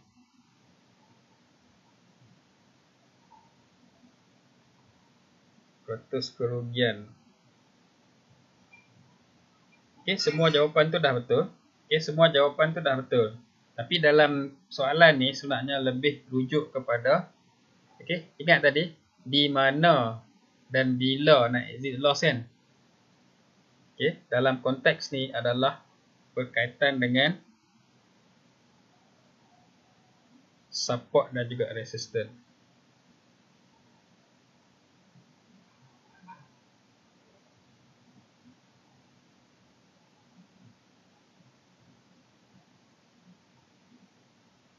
Okay, so any teknik, any strategi, wajib kita kena tahu macam mana nak identify support dan juga resistance. Itu wajib. Sebab apa? Kalau kita sell contohnya, kita sell tapi stop loss kita letak di bawah resistance, yang tu kebiasaannya akan kena lah. Ataupun kita letak di atas resistance tapi terlalu dekat pun akan kena. So that's why kita kena ada sedikit allowance. So di sini pentingnya basic, balik kepada basic. Kita kena tahu support dan juga resistance. Okay, itu penting. Dan lepas tu kita kena ada juga kajian berapa banyak allowance yang kita nak letak. Sebagai contoh lah, kita trade EU. Katalah allowance kita letak 10 pip. Tapi bila kita trade GG ataupun kita develop SOP untuk GG, takkan kita nak letak 10 pip. Kan? Dia berbalik kepada yang Tuan Haji Safizah cakap tadi tu. Perubahan, okay, range tu sendiri. Daily range tu sendiri yang kita kena ambil kisah. Contohlah, dalam tempoh bulan 3 ni kan, lepas daripada COVID-19 punya crisis, kita tengok everyday range yang biasa-biasa mungkin 100 pip dah jadi 200, 300 dan mungkin lebih. So, faktor semasa pun dia akan efek benda ni. Sebab tu kita tengok bila berlaku satu abnormal situation, banyak teknikal pun dia langgar macam tu saja. So that's why penting kita nak kena tengok juga situation semasa tadi. Tapi dalam konteks sekarang ni kita bercakap tentang support dan resistance tu, kita kena betul-betul clear. Okay, sebab apa? Sebab yang ni lah nak menentukan di mana tempat kita nak letak kita punya SL yang sepatutnya. Okay, plus dengan allowance tadi tu.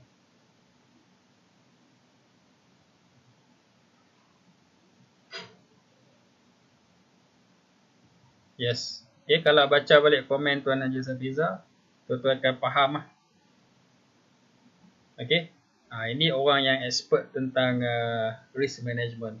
Dia punya topik risk management saja sangat banyak, dan Tuan Haji Safiza ni dia belajar risk management saja pun saya rasa kalau tak silap saya 2 tahun sebelum dia start trade. Kalau tak silap saya lah. Dia boleh share dia punya experience. So di sini tuan-tuan. Okay. First kali kita kena tahu stop loss, kita kena tahu support resistance tadi di mana, supaya kita boleh letak di tempat yang sepatutnya dengan allowance yang bersesuaian lah, ikut kita punya currency pair tu sendiri. So ini adalah faktor, antara faktor-faktor yang kita kena ambil tahu, benda-benda basic. Okay, benda-benda yang basic. Okay, benda-benda yang basic. Okay. So sekarang ni Refi kalau 100 berapa mm pernah jaga. Okay, Refi kita akan pergi ke topik berapa banyak lot semua tu lepas ni. Okay, so di sini basically kita kena determine benda ni dulu dalam kita punya SOP. Okay, bila dah ada benda ni tuan-tuan perempuan, baru kita boleh calculate balik berapa banyak kita nak risk per trade tadi. Yang saya cakap tadi dalam kita punya konteks. Berapa banyak risk per trade yang kita nak ambil tadi. Okay, so sebagai contoh. Okay, katakanlah kita bull. Okay, trend adalah up, kita nak buy di sini. Kita letak contohlah. Ini adalah support sebagai contoh.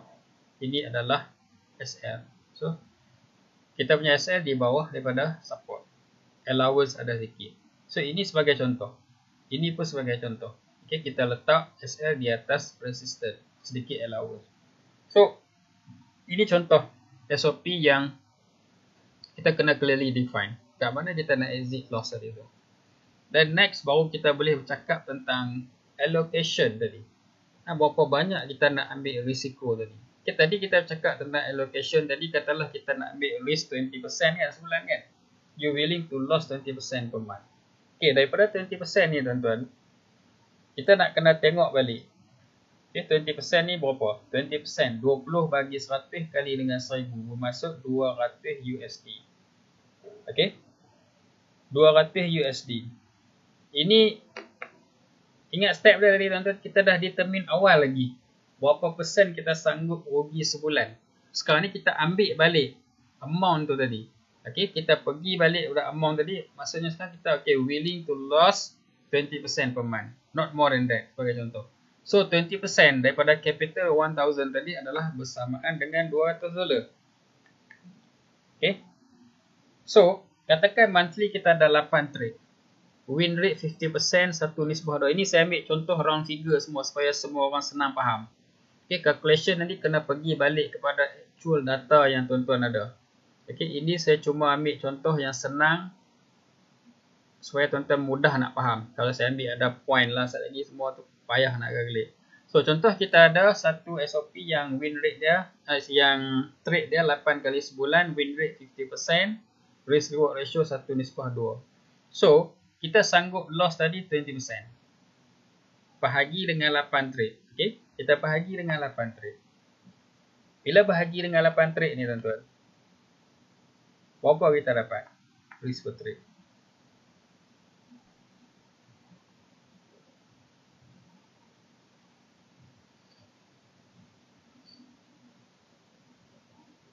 Okay, tolong jawab soalan ni.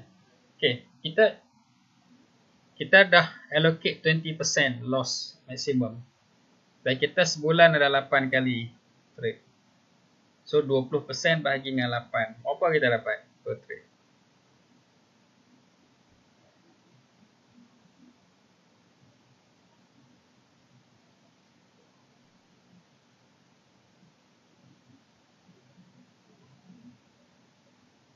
Cuba calculate sikit. Sebab malam ni involve calculation sebenarnya. Okay, 20% bahagi dengan 8. Okay, Saiful jawab 2.5. Okay, yang lain macam mana? Dapat dah 2.5? Dapat dah 2.5 lah. Okay, sekarang 2.5% daripada capital tadi 1000. So berapa? Okay, USD 25. Okay, maksudnya kita cuma boleh riskkan hanya $25 untuk setiap trade. Not more than that. Okay, so sekarang USD 25 per trade. So berapa lot size pula? Di sinilah kita kena tengok berapa jarak SL kita tadi. Termasuklah allowance yang kita dah bagi. So $25 bahagi dengan allowance tadi. Di sini sebagai contoh. Katakan kita buy. Ini kita punya support. Dan allowance di sini. Dan keseluruhan daripada entry ke SL tadi. Katakanlah kita ada berapa pip? Katalah kita ada 25 pip juga. Sebagai contoh nak mudah kira. So 25 USD per trade bahagi dengan jarak SL iaitu 25 pips. So jawapan dia berapa per trade? Berapa nilai per pip tadi? Okay, kita cuma boleh rugi $25 satu trade. Stop loss kita kebetulan 25 pip. Katakan ini major pair. Berapa nilai per pip tadi? Okay, USD 25 bahagi dengan 25 pip. Berapa nilai per pip? Tulis kat komen. Berapa nilai per pip?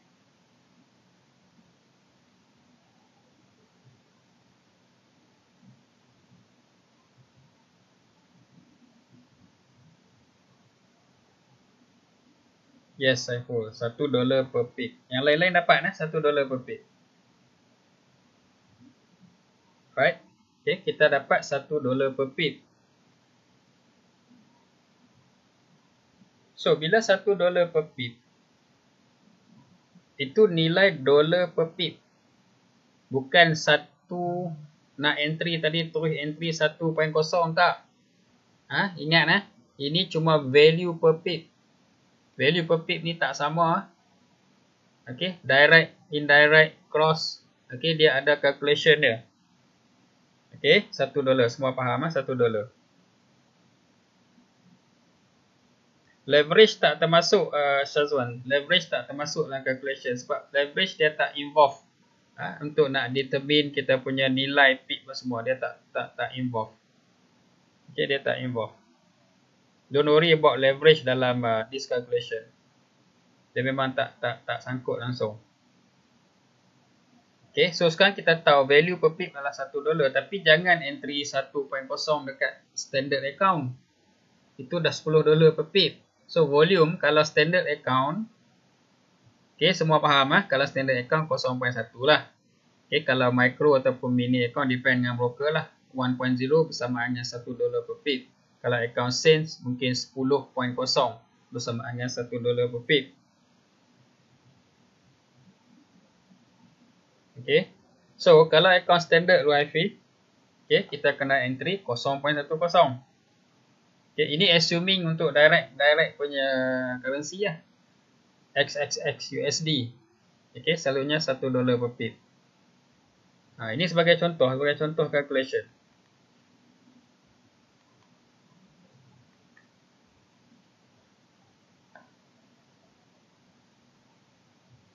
Cek RUIFI faham 0.10.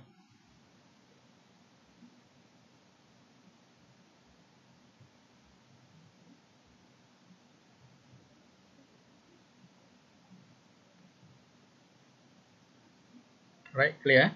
Clear sekarang ni Okay.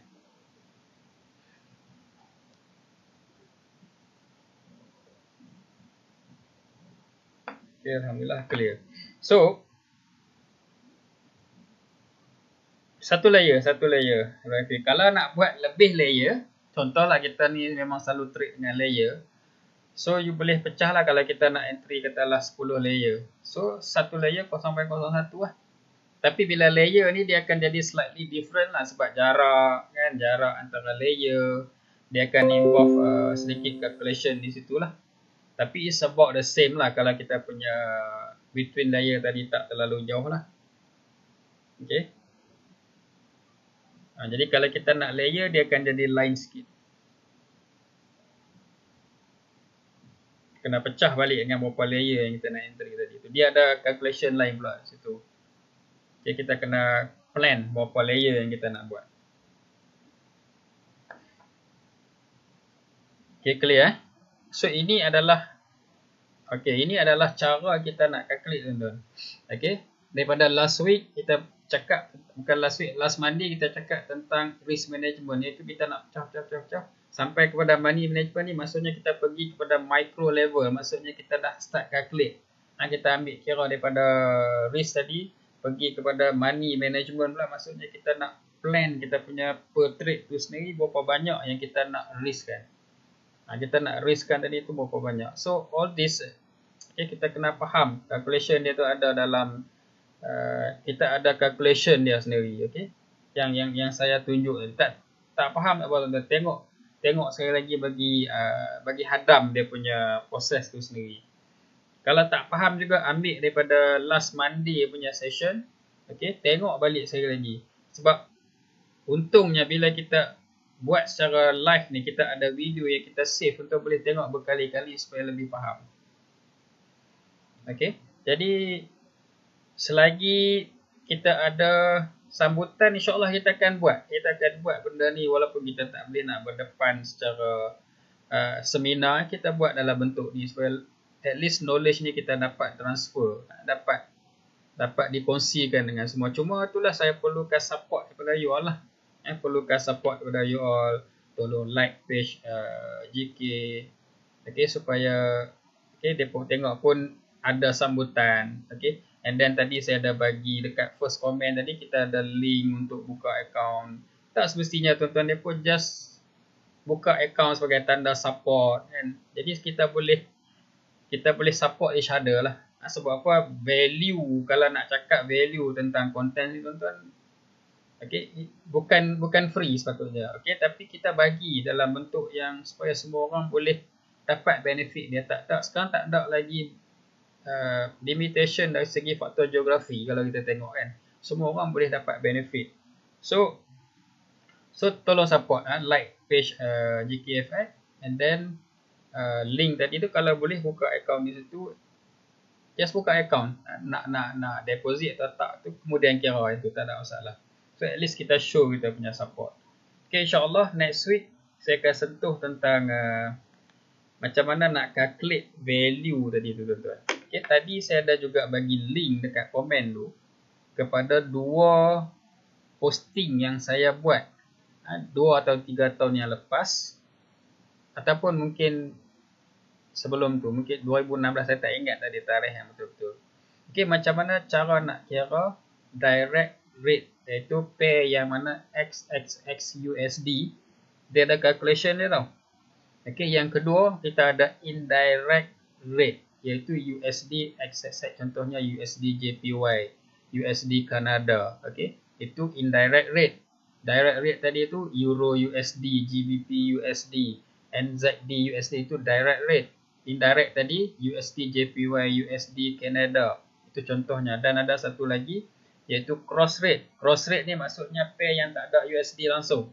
Contoh Euro JPY, GBP AUD. Jadi tak ada USD punya dalam currency tadi tu. Ini kita panggil cross rate. So semua ni tuan-tuan dia ada calculation dia. Dan calculation dia tadi saya ada bagi link yang mana pergi klik pada link tadi akan bawa kepada FB saya balik, yang mana tuan-tuan boleh tengok sendiri cara calculation dekat sana. Okey, yang ni tuan-tuan kena baca pelan-pelan, okey, nanti next week saya akan tunjuk cara detail macam mana nak calculate. Bukan next week, sorry, kita ada schedule sekejap schedule kita.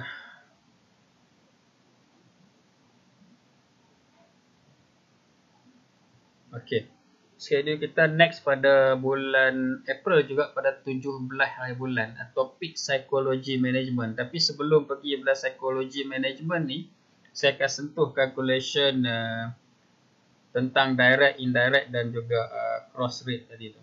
Okay.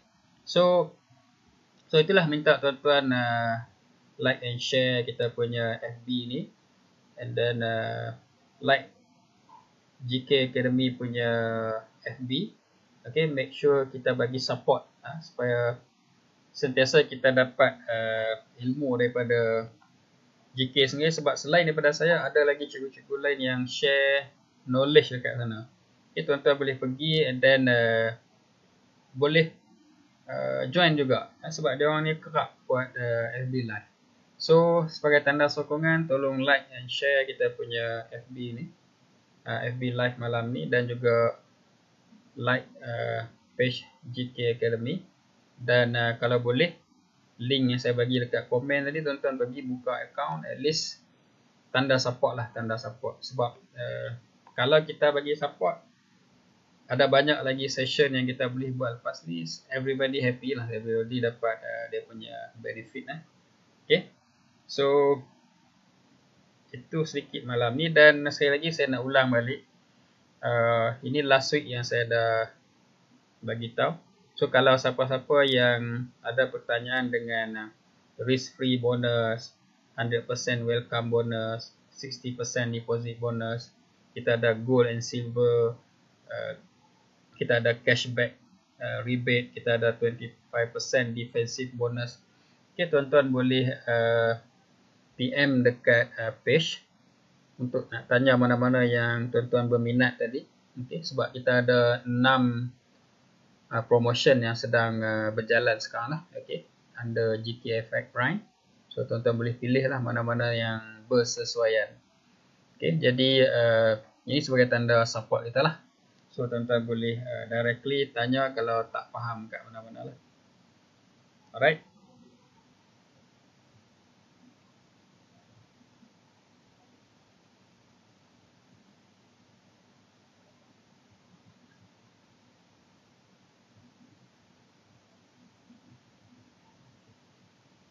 Okay, ada apa soalan lagi tak?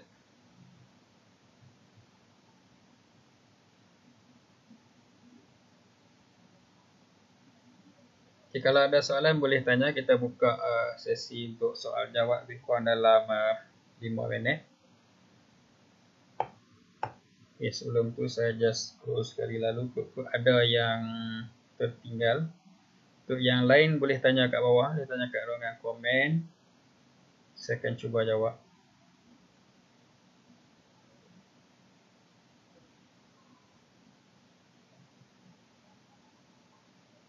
Waalaikumsalam Ahmad Syakri. Ya, insyaAllah kita akan sharing apa yang boleh.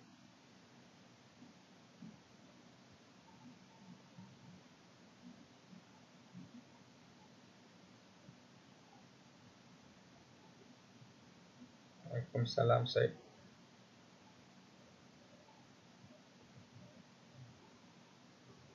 Hazrin cakap kesan PKP.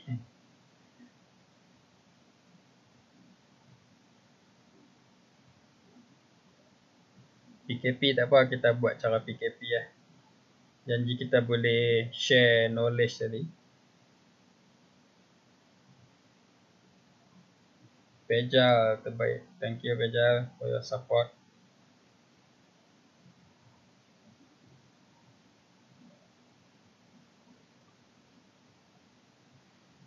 Okay, Izzat tadi. Izzat tanya kalau win ratio kurang daripada 50% macam mana? Adakah tadi graf break even win rate tadi tu menjawab persoalan saudara Izzat? Saya tak sure Izzat masih ada online ke tak. Tuan Ishak, Syekh Omar, faham. Okay, Ramzi, nanti kita buat satu slot asing untuk cerita tentang risk reward ratio rendah untuk scalper. Tu kita buat asing separate.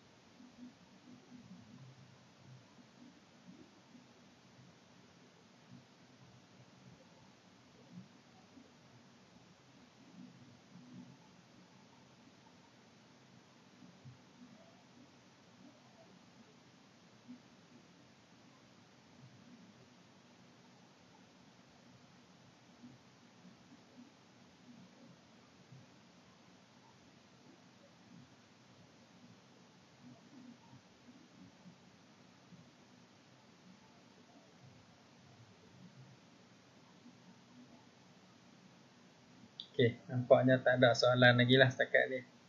Semua dah jawab tadi. Syazwan tanya tak keluar pergi mana-mana. Sekarang limited kepada 10 km saja radius. Keluar pergi market je lah. USD lemah RFA, saya tak tengok ni malam ni masa NFP tadi. Okey, nampaknya tak ada apa-apa soalan. Suara pun dah serak. 1 jam setengah. Okey, saya harap semua dapat seorang sikit lah ilmu. Tapi kalau tak faham, just repeat balik kita punya FB live ni. Okey, kalau tak faham nanti tanya balik dalam next session pun boleh. Tak ada masalah. Dan insyaAllah kita akan jumpa lagi pada 17 April lah. 17 April pukul 9.15 malam. Yang ni sebelum Ramadan lah. Okey. Dan pada bulan Ramadan, bulan puasa, kita akan buat 11 siang lah tuan-tuan. Okey, pukul 5 hingga 6.30 bermula daripada 24 April nanti. Okay, ini kita punya schedule sampai end of May lah yang kita dah buat setiap Jumaat. Jumaat yang ketiga dan keempat setiap bulan. Okay, Jumaat 1 dan kedua sebenarnya ada trainer lain yang akan buat FB live dekat page ni juga. So tuan-tuan boleh join sekali. Okay, jadi insyaAllah kita akan jumpa pada 17 April lah yang next session. Okay, saya rasa setakat ni je kot. Cuma stay safe lah. Stay safe, kalau boleh stay at home. Sama-sama kita break the chain supaya kita boleh back to normal lah. Semua pakat-pakat buat seorang sikit. Pakat-pakat remind kawan-kawan yang lain kan. Whatever yang kita boleh buat lah. Sebab kita nak duduk di depan jadi frontliner, mungkin kita tak berkelayakan. So apa yang kita boleh buat, okay, cuma stay at home. Lepas tu bagi advice lah kawan-kawan yang lain. Okay, jadi saya rasa setakat ni lah perkongsian saya malam ni. InsyaAllah kita akan jumpa lagi pada 17 April. Terima kasih kepada yang semua yang join daripada awal sampai last. Okay, bagi yang tak berkesempatan tu boleh repeat tengok balik kita punya yang record nanti. Okay, jangan lupa like kita punya page GKFX nya GK Academy. Okay, dan terima kasih kepada pihak GK bagi kesempatan ni untuk saya berkongsi dengan tuan-tuan semua. InsyaAllah kita akan cuba buat yang terbaik lah in future. So kalau ada salah silap saya mohon ampun dan maaf. Itu semua kekurangan daripada pihak saya sendiri. Okay, dan saya doakan kepada semua trader-trader kita sukses dalam business ni. Dan gunakanlah sepenuhnya masa PKP ni bagi yang tidak bertugas untuk nak tambah ilmu kita, untuk nak buat lebih banyak latihan. Okay, kita ada masa yang sangat banyak sekarang ni untuk nak berlatih sama di real market menggunakan demo account pun tak ada masalah. So ambillah kesempatan yang ada dan ambillah peluang yang ada ni. Okay? So saya rasa setakat ni dululah. Terima kasih semua. Saya sudahi dengan wabillahi taufiq wal hidayah. Assalamualaikum warahmatullahi wabarakatuh dan selamat malam.